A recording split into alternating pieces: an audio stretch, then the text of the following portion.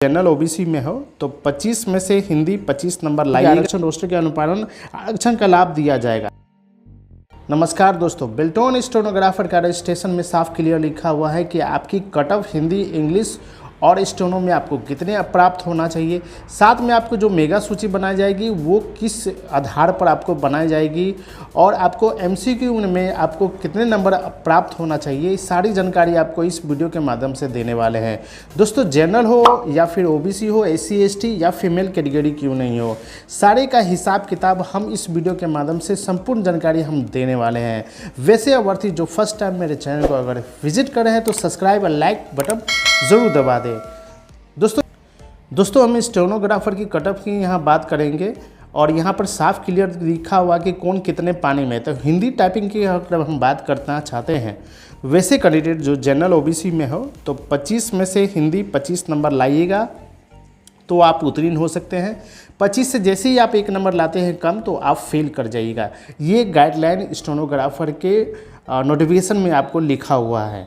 10% आरक्षण दिए जाएंगे एससी एसटी को, यानी कि 25 में आरक्षण दिए जाएंगे। तो 25 में कम से 22 नंबर लाते हैं तो आप उत्तीर्ण हो सकते हैं हिंदी टाइपिंग के लिए।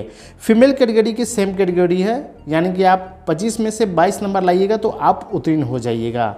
पीएच कैंडिडेट के लिए 15% आरक्षण दिए जाते हैं, उस नोटिफिकेशन में साफ लिखा हुआ है। और इसमें 25 में 21 नंबर लाइएगा तो आप उत्तीर्ण कर जाइएगा। ये हिंदी टाइपिंग का कट ऑफ है। दोस्तों, इसमें कोई भी त्रुटि अगर पाया जाता है तो मुझे कमेंट बॉक्स में जवाब दीजिएगा, हम संपूर्ण जानकारी आपको हम दे देंगे। दोस्तों, यहाँ पर बात करेंगे आपको कौन कितने पानी में है, स्टेनोग्राफर का कट ऑफ इंग्लिश टाइपिंग की हम बात करेंगे। दोस्तों, यहाँ पर बात करेंगे कि जनरल ओबीसी अगर है तो आपको 30 में से 30 नंबर लाना है। 30 से जैसे कम लाते हैं तो आप इंग्लिश टाइपिंग में आप उत्तीर्ण नहीं हो पाइएगा। 30 से ऊपर जैसे ही लाते हैं तो आप उत्तीर्ण कर जाइएगा। 10% दोस्तों आरक्षण के साथ यहाँ पर हम बात करेंगे एससी एसटी कैटेगरी के लिए, तो 30 में 27 नंबर लाइएगा तो आप पास कर जाइएगा।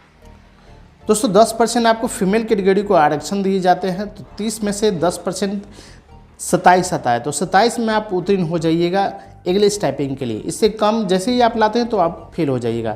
15% आरक्षण की हम बात करेंगे पीएच कैंडिडेट जो दिव्यांग होंगे, तो आपको 30 में से 26 नंबर लाइएगा तो आप पास हो जाइएगा।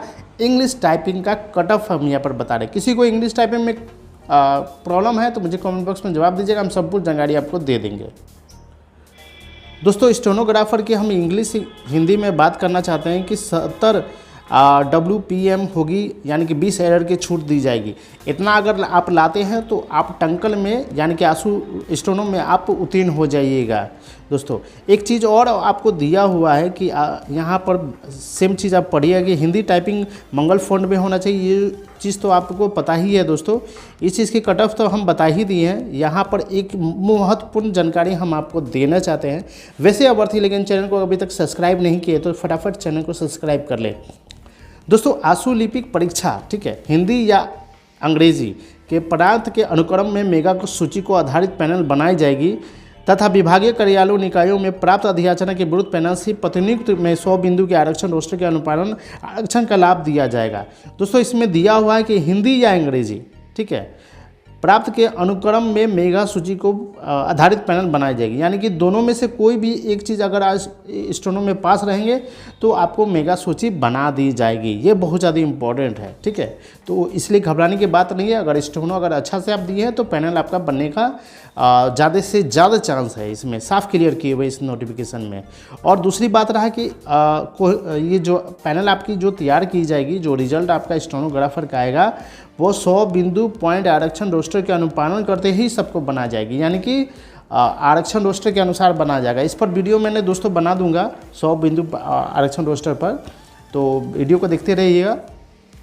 दोस्तों, यही चीज़ आपको स्टेनोग्राफर का कट ऑफ हम आपको निर्धारित कर दिए हैं। किसी को प्रॉब्लम है तो मुझे संक्षिप्त रूप से आप बताते रहिएगा। और टेलीग्राम में दोस्तों अगर नहीं जुड़े हैं तो फटाफट टेलीग्राम में जुड़ जाइए। किसी को प्रॉब्लम है तो मुझे फॉलो और लाइक ज़रूर करते रहिएगा। नेक्स्ट